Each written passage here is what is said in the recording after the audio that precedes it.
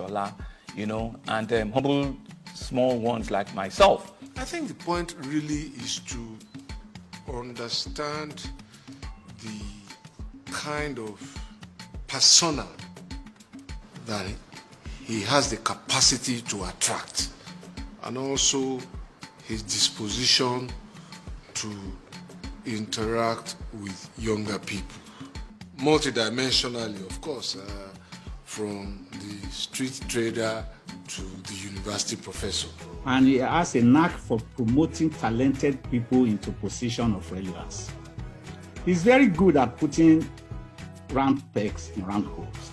As a followership of people that can lay claim to have been made by him, I can be said to be one of them, in that when I came into politics the first time, he supported me to be governor. He was here in Ondo State, campaigned for me. Yes, maybe along the line, by the time it was second term I was going to run, we went different ways. But that does not matter. It's all part of politics. But this time around, when I ran again, he came back, and we are there. So we cannot take away from him the fact that we have more or less like a number of us who can be said to have had from his own political, who are tutelage, can be said to be in his own political class. He was like a teacher to so many people, and many people grew up under him. In 8 years of inspiring leadership, he had turned Lagos State around and made it the envy of other states and their governors, some of who visited to understand his magic of governance. When he became a governor, I said, I'm not going to reinvent the wheel. You can't question the accomplishment. As a city governor, I envied what he accomplished in Lagos. And I could still remember when he was governor of Lagos State, he was on the 3rd Mainland Bridge, and there was an accident. He bumped into that accident and saw someone who had been badly injured. He stopped his convoy and personally picked on the victim and took that victim to the hospital and stayed with the victim, and later asked the Commissioner for Health to stay there and make sure the people that were badly wounded were properly taken care of. That is a worthy example. One thing we need to learn and we need to emulate from him. First of all, we need to look at his life and the characteristics that surround him. One of it is generosity, which Islam has laid emphasis on, which Almighty Allah too has laid emphasis on in the Holy Quran. Secondly, when you look at Bola Ahmed Tinubu, one of the embodiments that you need to see from him that is a go-getter, is a result-oriented person, is a political icon, and is a political strategist too. I actually joined this government in 2002.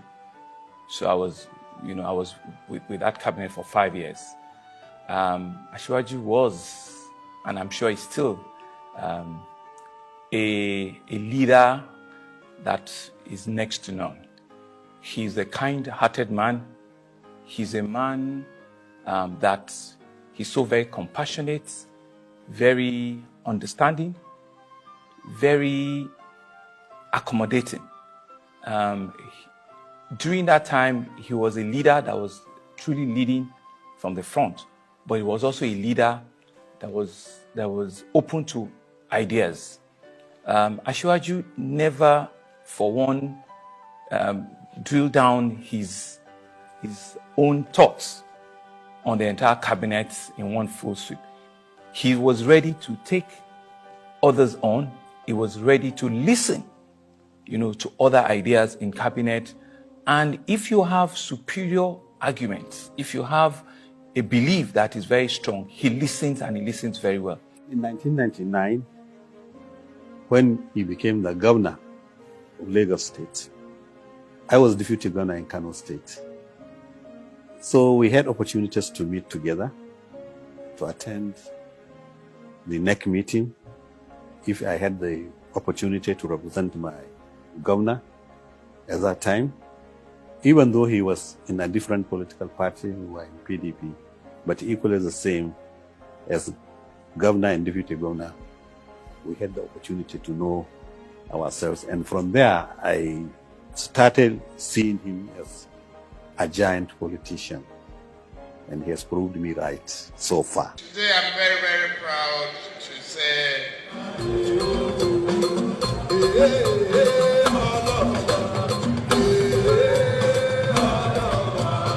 someone that is not very easy to describe. Fashola remains an enigma.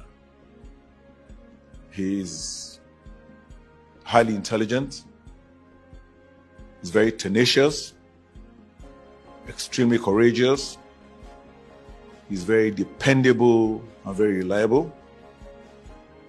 He's a very consistent person. Okay, can you tell me, is there any other man who can just beat his chest and say, yes, I've done this, I have raised councillor, I have raised supervisory councillor, I have raised chairman, I have raised even senator, house of rep, even governors. Where is that man who will not use only his wife and his children? He moved this to his ego because he has done his best in forming one of the largest political teams in Nigeria. When people believed it could not be done, he did it. Look at Lagos. What he enunciated, the program he formulated, have been followed by successive, and then Lagos today now is one of the best cities in Africa, if not in the world. This is coming from the brain of a single person and his ability to muster people together to have a common goal. Tinubu is one of the best governors Lagos State has ever produced. And consequence governor has followed his footsteps. He has also improved on the life of our youth. We sincerely assess him. I think his tenure in Lagos State, he did his best. He listens to everybody. But when he's by himself, later at night, middle of the night, you know the man that never sleep. Sometimes we have dinner around 2 a.m., 3 a.m. Not only me, with him alone, with other people like that. That's when he starts thinking what everybody has said since morning. Then he'll come out with the right decision to make. He's been very consistent and has left people without wavering. These governors of Lagos were very forthright. His governors of Lagos very spectacular. As far back as at the time when I was there as chairman of the EFCC, we investigated almost all the governments then. And not just we, because we had very good quality partnership with the UK authorities and also America, FBI. And I remember we did a thorough job in looking into Lagos State, honestly, genuinely. And I told you we were working with Metropolitan Police closely, and they were also looking at some of the governments because we had very close relationship, with the UK. Our people go there, we do business, they are interested just like we are also interested in seeing things are done very well and proper in Nigeria.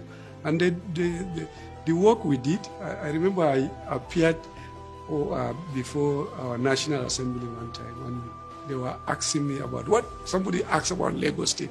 Say, what about Lagos State? I said, well, probably we've done our own, but it also has an international angle. What I meant then was that outside Nigeria, the authorities there are also looking, because Lagos economy was extremely important to all, very big economy, probably number 5 in Africa.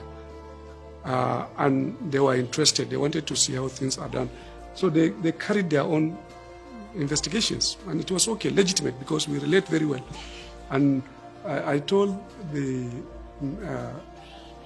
National Assembly, Senate in particular, that in the case of Lagos State, I think the international community were also looking and checking. And they did. We personally, we didn't see anything. We didn't. And that's why we ended up not taking any case to court with respect of Lagos State. There is a saying in Yoruba land, Akonda Eda Omo Dua. That's a very short phrase of what I'm going to use to qualify Asiwaju Bola Ahmed Tinubu. Hate him or like him. The truth be told, he has still been relevant and will continue to be very relevant in the face of democratic process, governance, and above all in the history of we the entire Yoruba people. BAT said, education is the greatest weapon against poverty. We cannot innovate without education. We need a leader who is a thinker and a doer.